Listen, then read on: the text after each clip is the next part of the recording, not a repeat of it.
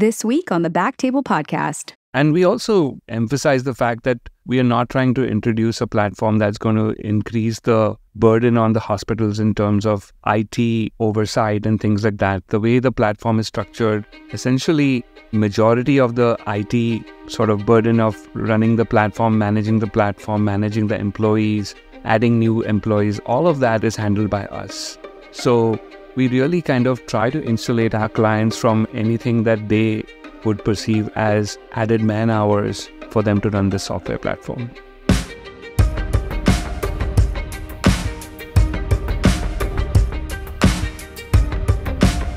Hello, everyone, and welcome to the Back Table ENT Podcast, where we discuss all things ENT. We bring you the best and brightest in our field with the hope that you can take something from our show to your practice. Hello, everybody, and welcome to the Back Table Podcast. My name is Gopi Shah. I'm a pediatric ENT, and we have an awesome guest today. This episode is actually going to be released on our ENT channel as well as our Innovations channel. We have Dr. Rohan Walvekar. He's a clinical professor of otolaryngology and the vice chair and Mervyn L. Trail Endowed Chair in Head and Neck Oncology at Louisiana State University, or LSU, in New Orleans, where he's also the director of the salivary endoscopy service for the ENT department. Dr. Walvekar shared his experience with salivary disease on Back Table ENT episode 115, Management of the Plunging Ranula. So we're really excited to have him back again today. Rohan is also an innovator at heart. In addition to designing the Walvekar salivary stent, he also founded and is the CEO of nDorse, a team engagement software application. And so that is what he is here to talk to us about today, his innovation journey with nDorse. Welcome back, Rohan. How are you? I'm great, Gopi. Thank you for having me back again. I had a great time talking about salivary gland disease and ranulas, and I have to tell you that I had several of my residents who came up to me and told me that they enjoyed listening to the podcast. So thank you for what you are doing, because you're reaching a lot of learners. I think the information that you're putting out there is extremely vital for education. Well, thank you. For any of our listeners, please check out the episode 115, Management of Plunging Ranula. It was really good. We got actually a lot of good feedback on it as well. And shout out to the ENT residents at LSU New Orleans. Thank you guys for listening. So we're going to talk about nDorse today, just to tell our audience a little bit about yourself, how you got into innovation. So, of course, Gopi, I'd be happy to share with you my innovation journey as such. Doing my medical training in India and then, doing fellowship here, I really never thought of myself as an innovator. But the opportunities you get, during the course of your training to try to improve, patient care sort of get you thinking about how else can you contribute. I think the Walvekar salivary stent was one such innovation that kind of sparked that interest in me. The idea that something that I had thought about would be interesting to a company and interesting enough that they would, develop it, and now it's helping patients was super exciting to me. Well, over the course of my career, I've been really blessed to have great mentors and work with wonderful people.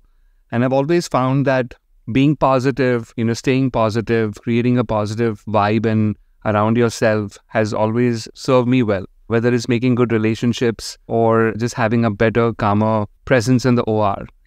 I think positive energy has a significant impact on just team building, team engagement, people feeling good around you, and also ultimately patient care. And I think COVID underscored the importance of recognition, but before that also, I really felt like within the healthcare space, recognition was not something that physicians or healthcare providers in general are comfortable with. We are always critical of ourselves. We can never do enough. And, one of my mentors in this space, Dan Collard, who is the co-founder of his own company called Healthcare Solutions Plus Group, has been a great influence on me. And one of the themes of their company and the reason why they're in business is to make people understand that you can't give what you don't have. So if you are an empty cup, you can't really provide, you can't really give that care and compassion to others and to yourself. And so I created nDorse as a means of creating a positive work environment in the healthcare space.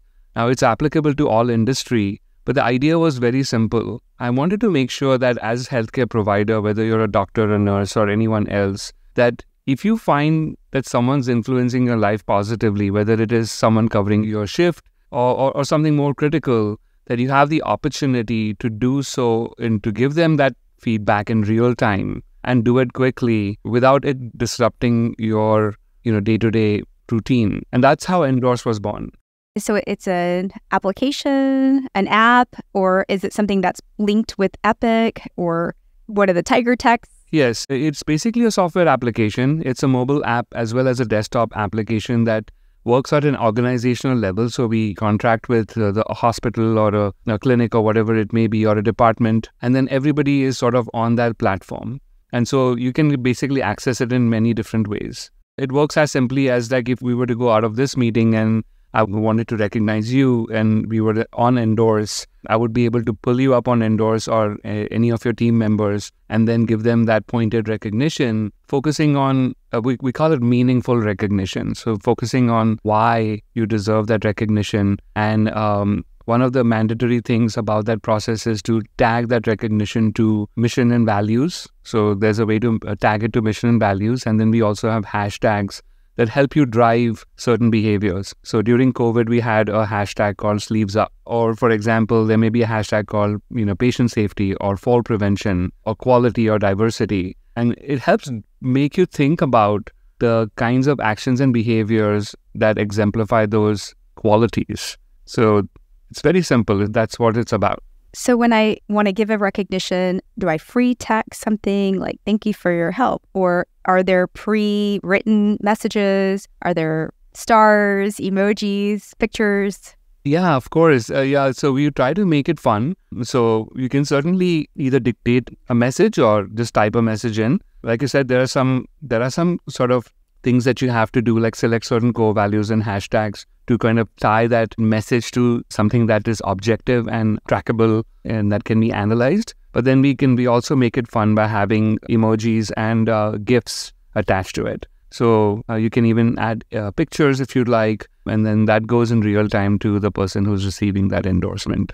That's really cool. So it's for hospitals, institutions, organizations. Do you see this in a clinic setting? And do you also see it in non-clinical settings as well, its use? Yeah, absolutely. So this is an organizational tool, right? I mean, it's for any team that is driven by culture and understands the value of feedback and recognition. I mean, given the fact that I'm a physician, I was able to generate a lot of contacts and, most of my clients have been healthcare based, but we've had several departments, Department of Medicine, some neurosurgery department and oromaxillofacial surgery department, and one in anesthesia use the platform.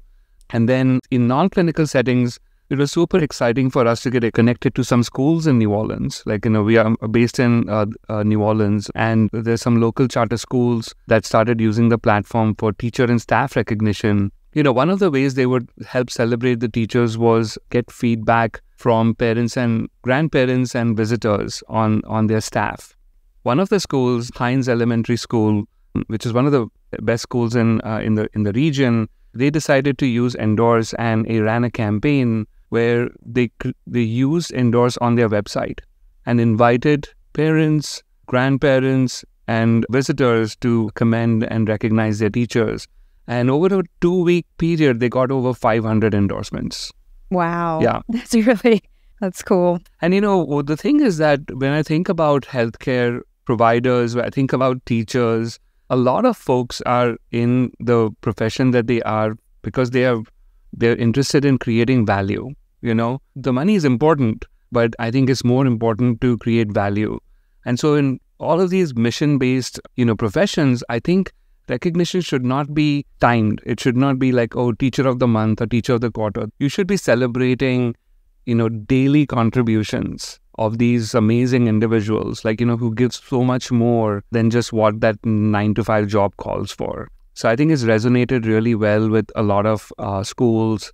We have certain other organizations. We have a CPA firm in Baton Rouge that has started using nDorse, and I would not think of that as a typical client. But here you go. I mean, there's a fantastic group of people, Garrity CPA. They are located in several different cities within Louisiana. And one of the things that they find difficult to do is connect across these remote sites. And so nDorse is a perfect way for them to keep everybody in the loop as to what is happening at an organizational level.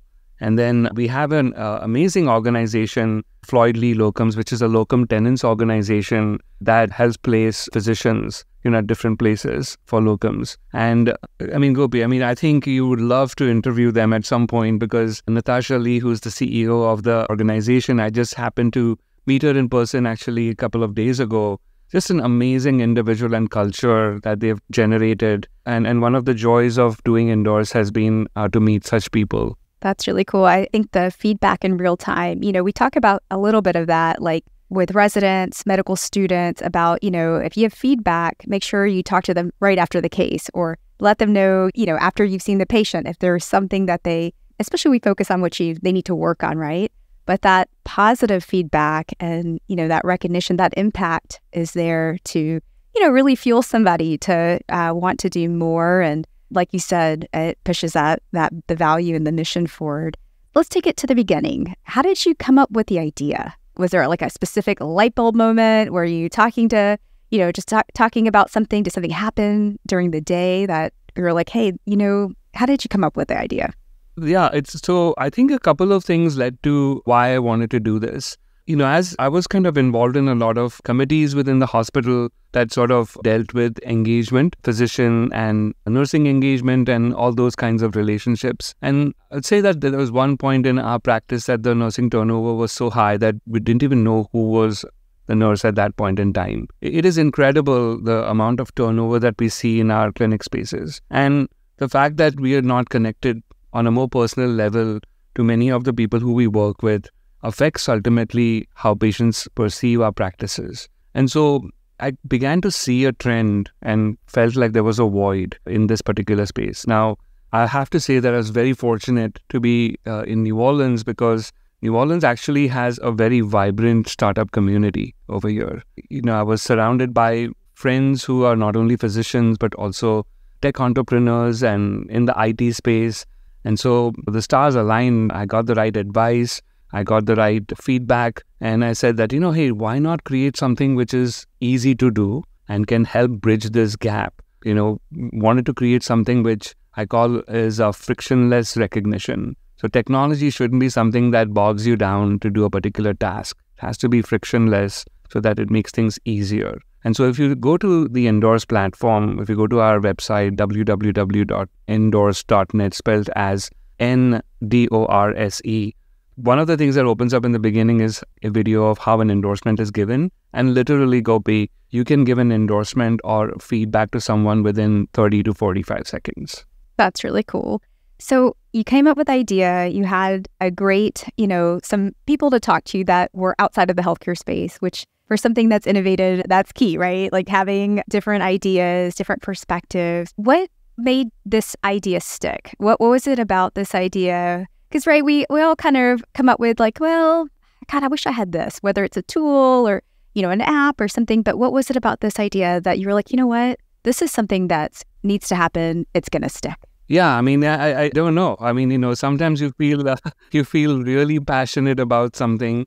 And that doesn't mean it's always the right idea. I have to tell you that the journey to create nDorse and to make it a viable product and make it a stable product that people enjoy and is creating a difference has not been an easy one and continues to be a struggle in many ways. But you got to commit at some point. At some point, you have to say that, is this idea impactful enough for me to be able to stand behind it? And I just made that call at that time. I felt like no matter what happens, whether it becomes successful or not, that every time someone's using the platform, it's creating a difference in somebody's lives. I thought that kind of the mission of what we were trying to do was very, very close to me, because I'm like that. Like, I love helping people. And so I guess that's one of the reasons I wanted to do it. I still had a lot of things that I had not figured out. Like, how is this going to be sustainable? How is it going to be profitable? Like, how am I going to get this off the ground?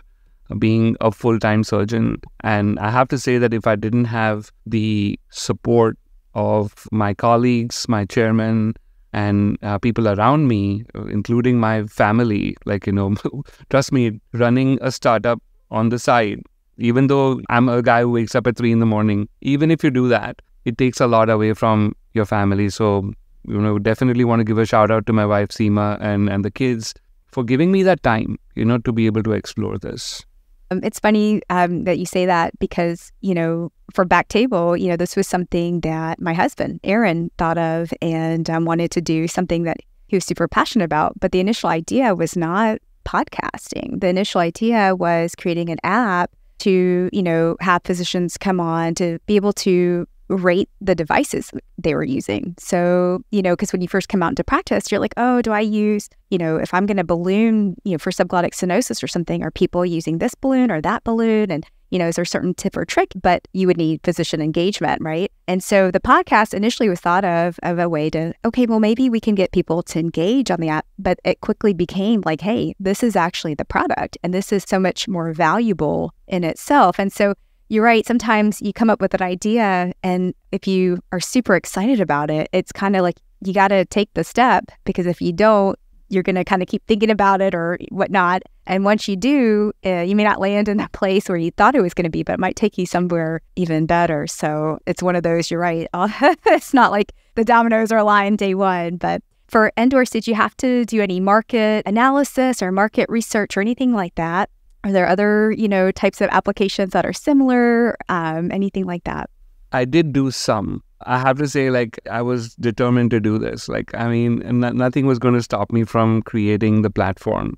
But I did go about it in a sort of a non-traditional way. Technically, you would do a market research and find out, which other competitors are there in the space and all of that stuff.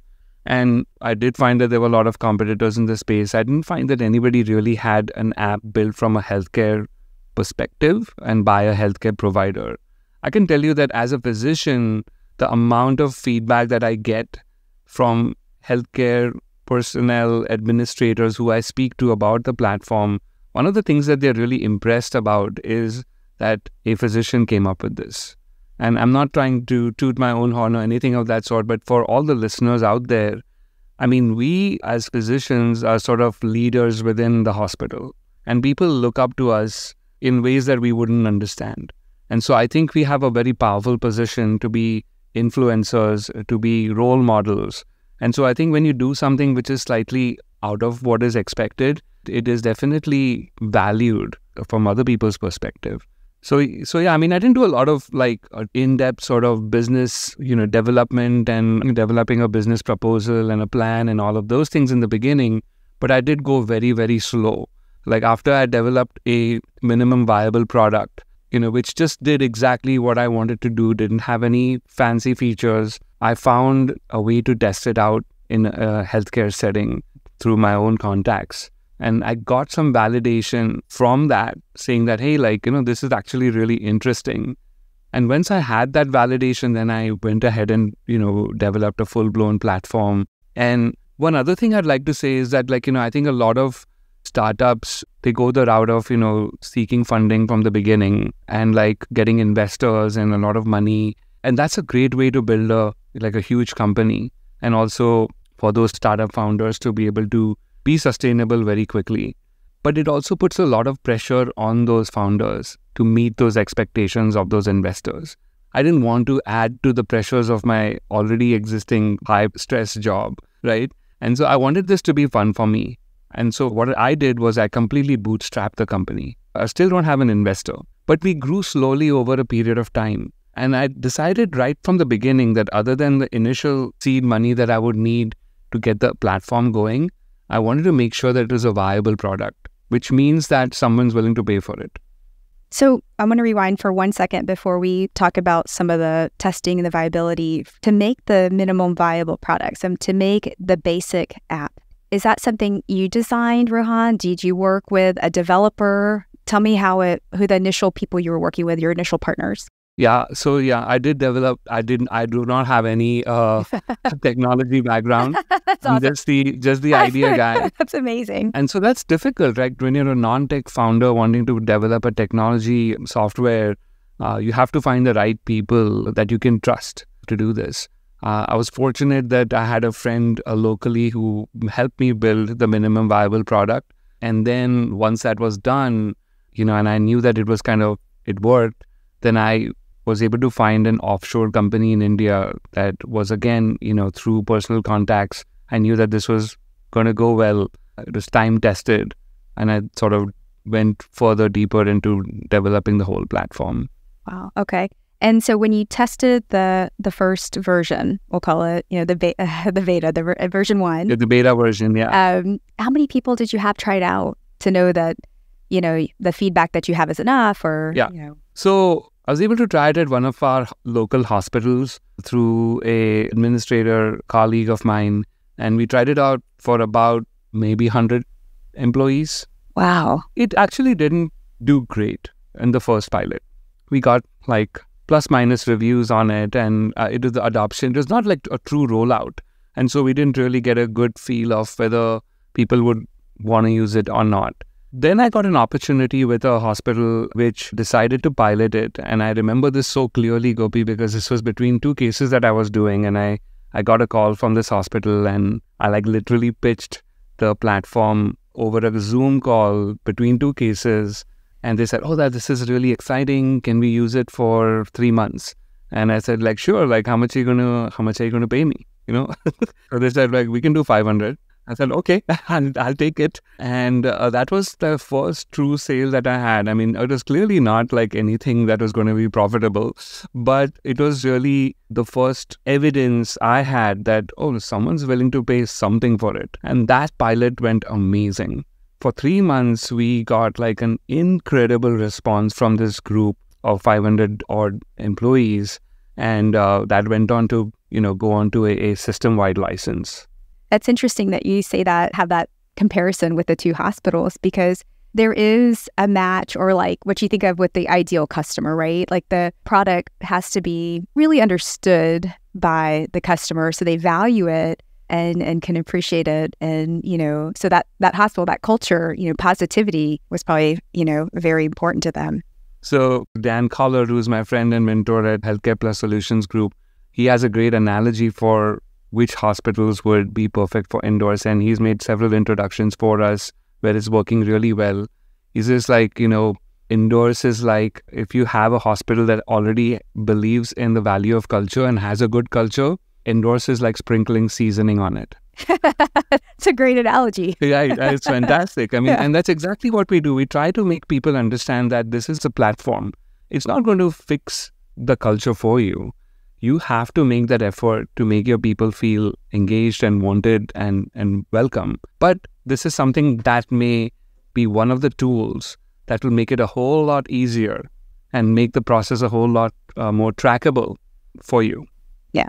You talked a little bit about sort of initial seed money and things like that and being able to kind of bootstrap. So that's really being able to take some of your own money, put it aside, and put it into this project that you believe in, yes? Or tell me a little bit about that.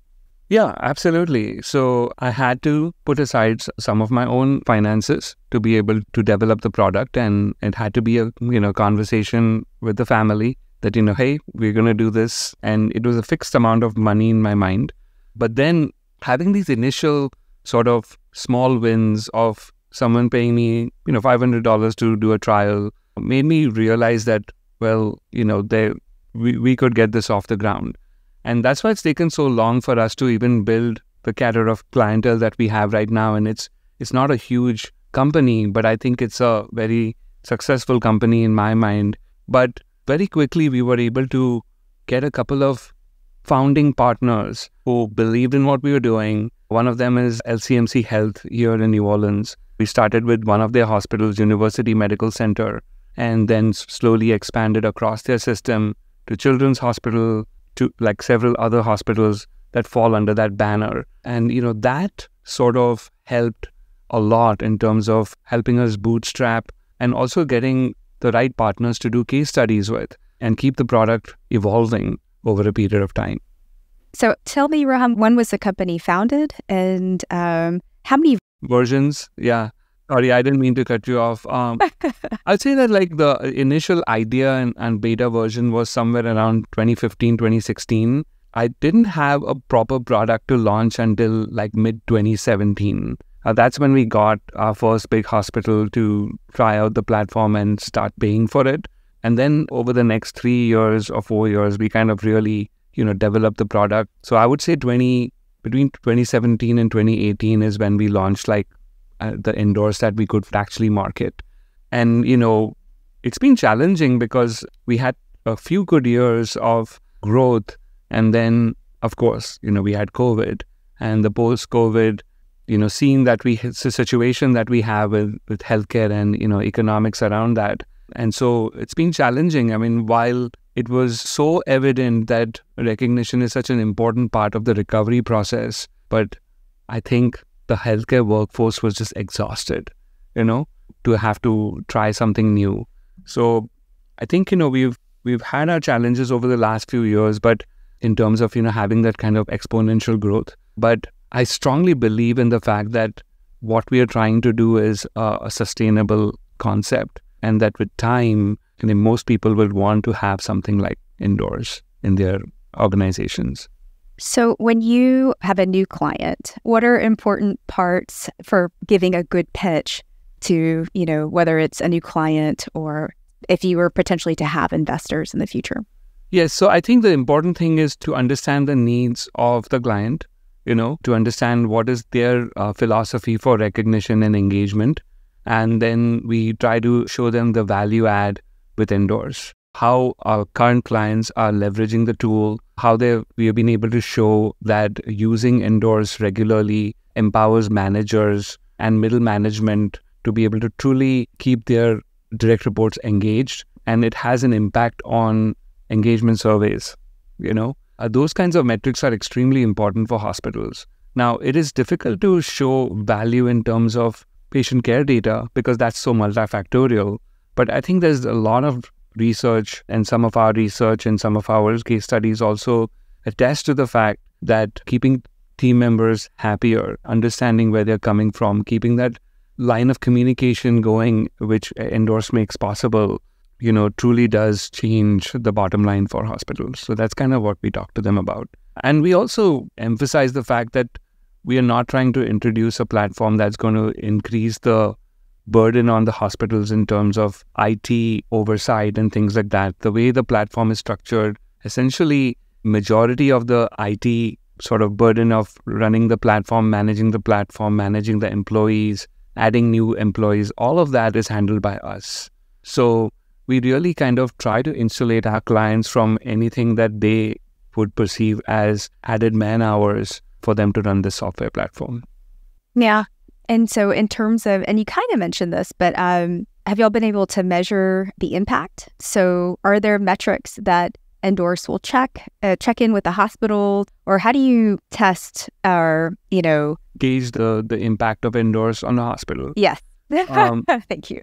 Yeah, no, absolutely. So we have run some collaborative studies with certain clients that have shown that the nDorse is valued, that it does make recognition more trackable and well-defined, that it does improve, team engagement. And so we have some of that data, and there have been several hospitals that have agreed to the fact, and it's again difficult to pinpoint the value of one particular intervention on larger metrics, but several of our hospitals have said that, because of the fact that they do use nDorse, that they have been able to reduce turnover rates, things like that. Certainly, if our potential clients or investors request that kind of information, we can certainly give them a perspective of where we stand with all of that.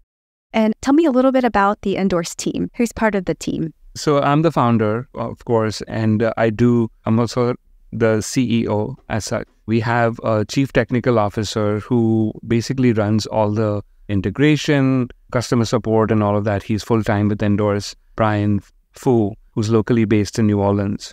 And then we have Chelsea, who is our vice president of business development, and she's based in Foley, Alabama. And Chelsea has a background in organizational development and also in education. So very well suited for understanding what value we bring to the clients and how to be able to, impact growth for the organization. So it's a very small team. Those are the full-time sort of people. I depend on them heavily to be able to run the company on a day-to-day basis, while I provide sort of parental guidance as such at what direction we want to go. We've been very fortunate to have a host of advisors who've helped us in an honorary capacity. It's incredible, how the mission of what we are doing has resonated with some of these healthcare leaders across the board. And so we lean on those advisors heavily to be able to guide us along the way. And then we have a full-fledged software team in India that basically runs,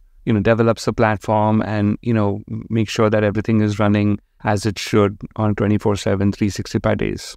Rohan, can you tell us next steps or where you see the future of nDorse? Yeah, of course. I'm very excited about the future for nDorse. We've, over the last 5 years, proven that it is a recognition platform that healthcare professionals enjoy using. It does what it's meant to do, which means there's validation and reliability. And the goals that we had for this platform, of it being an easy-to-use, frictionless platform, I think, we've got great reviews from people to say that, they enjoy using the platform for those reasons. So we have a very strong product that we believe in. It's working extremely well in healthcare places which are invested in culture. It's also worked in other verticals like we talked about. And so our goal is to expand our footprint at this point. I think the big thing for us is to find strategic partners who can help us get to that next phase of growth. Obviously, me being a full-time physician, time is always of importance for me. And so I do feel that like getting a strategic investor partner who can help grow the size of the team and also bring us to a larger audience is essentially what I'm going to be looking to do. It seems that as entrepreneurial business, once it gets to a certain point, it's very difficult as a full-time physician practicing medicine to continue to take it to that next level. Do you ever see yourself cutting some of your clinical time to do more with nDorse to take it to that next step for growth? Or do you ever see yourself hiring somebody else as a CEO so that you're able to continue your clinical practice? You have to be true to yourself. If you fool yourself into thinking that you are something that you're not, then you're likely to fail. That's my philosophy. So I know what I'm good at. I'm good at innovating. I'm good at, building things. But I don't have the skills to be a fantastic CEO. Not right now. That's not what I was groomed to do. I feel like I've done things the best I could in terms of like being smart and lean and getting the company to where it is. And I think there was a reason for that. I wanted there to be my signature on the platform. I didn't want it to be driven by investors. But you have to kind of see what is going to be important for you as an individual. I do not want to see myself being in a situation where I'm being told by investors what to do. That's not going to be fun for me to do. And I don't think I'm good at that. So for my particular situation, I see growth by bringing in someone to be the executive team and me doing what I will still be involved with the company on a more global scale or on a broader perspective and bringing my expertise and my experience to help grow the company. I think that would be the ideal situation for me. Having said that, if there is an opportunity that presents itself where I am needed to stay with the company in a little bit more involved capacity for a period of time, I'm certainly willing to do that. But I think if I am not true to myself in terms of what my skills and capabilities are, then it hurts the company. And I think that's one of the reasons that, like you said, you have to recognize that point of like, when is it the right time to say that, well, you've done a phenomenal job of doing what you've done so far, but now your time restrictions, your other commitments are hurting the company. You have to be able to look into the mirror and actually speak the truth to yourself, whether it is, your position in the company or even it's the product itself. If your product, pardon my language, but if your product sucks, you have to be able to say that it sucks, that you have to be able to say that so that you can make it better. that's what I've learned. Like, I've tried to be as objective as I can with nDorse. And the only way of doing that is to constantly get feedback from other people. I think you make a great point. I think that, knowing yourself and knowing what you like, what you're good at, what you enjoy, and what you want to do with all that is very important. And it's the same as knowing your product well, but it's also knowing how you run that team. And how you run an OR team is very different than how you run a business, at the end of the day, or, a startup. And so the skills are translatable, but they're applied in a very different way. And so at some point that sort of, fork in the road kind of comes. And, we talk about, this is physician entrepreneurship, but it's the same when you think of like the physician scientist or physician researcher, right? When people, they're powerhouse researchers, well, they're going to then eventually probably want to do 50% or more of their time doing that. They need that to excel and get those NIH grants. Whereas, and it's the same that if you think about it, the same can be applied here. 100%. I totally agree with you. I think you can't be everywhere at one time. And for me, my clinical expertise, the work that I do clinically, for me, being a part of the residency program, being able to do research and innovating in that space is important to me. It's something that, my whole career is built on. I enjoy working with my residents and, working with the medical students, and that keeps me, I think, young, I want to continue to do that as long as I can. And I think we're in a good place with nDorse. I think we just need to get to the next phase of its evolution, which may or may not involve my presence. And I'm okay with it one way or the other. Rohan, what has been the biggest challenge that you've faced on this journey? I think the biggest challenge for me has been constantly having to put myself in situations which made me uncomfortable, It's also something that I enjoy doing, but like right from negotiating my first sales deal to making decisions along the way in terms of who to bring on, equity-related questions, none of that I've ever been exposed to. And I don't know whether I made the right decisions, but I know that the decisions that I made are ones that I'm comfortable with. And you can't second guess yourself. You just have to know that, that's the right thing for you. And I got the best advice from a variety of places, obviously from friends, colleagues and stuff. But sometimes, I would get the best advice from my kids. I remember very clearly my daughter, Trisha, she's actually a marketing major now at LSU, but she was it was about 4 or 5 years ago. So she must have been like, maybe 14 or something like that, 14, 15. And there was early on in the process, like when somebody said that like they wanted to join the company, but wanted 30% of the company. And she's like, Dad, why would you want to give 30% of your company that you've just started? Or something of that sort. It was like, when did you become so wise? So, I think those are challenges that you face along the way. And then I think another important thing I would say is that as a surgeon, as a physician, you're sort of, the leader of the team in most places. Like everybody's like looking up to you in terms of directing the OR or other things. Like you're the sort of top of the food chain, I would say. But in a startup, you're at the bottom of the food chain. So you have to learn to just keep your ego at home and be able to be the lowest person on the totem pole who's waiting for someone to call you back and all of those things. So it teaches you a lot. So while I say that there have been lots of challenges, it's been kind of a fun process for me. And I think I've learned so much along the way. I would not trade it for anything else. It has been a wonderful experience. And I hope it continues to be. Any final thoughts or pearls or advice that you would give for any physician entrepreneurs who are listening in? I would say that if you have an idea, be thoughtful about it, but you have to explore it. It's going to nag you otherwise forever. And there's so much talent. There's so much talent within our community, and there's so much, capabilities that you have to go down that route if you feel passionate about it, because I think we have a lot to contribute. So I would just say that keep innovating and take that next step. That's great. Well, thank you so much, Rohan. I love that the product is based on positive vibes. It's awesome. If anybody wants to learn more about nDorse, are there social media handles or your website Absolutely. So the website, as I mentioned before, is www.nDorse.net, spelled as nDorse.net. You can always, contact me directly, and I'm happy, Gopi, to share my email and my cell phone with you that can be placed along with the podcast. We are active on LinkedIn, so you can reach out to me on LinkedIn as well as on Instagram and Facebook.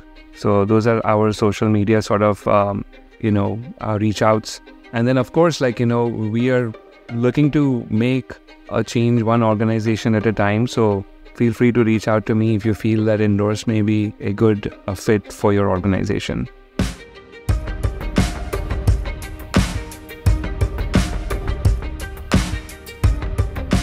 Thank you so much for listening. If you haven't already, make sure to subscribe, rate the podcast 5 stars, and share with a friend. If you have any questions or comments, direct message us at _BackTable ENT on Instagram, LinkedIn, or Twitter. BackTable ENT is hosted by Gopi Shah and Ashley Agan. Our audio team is led by Kieran Gannon, with support from Josh McWhirter, Aaron Bowles, Nick Shellcross, Josh Spencer. Design and digital marketing led by Brian Schmitz, with support from Taylor Spurgeon Hess. Social media and PR by Chi Ding.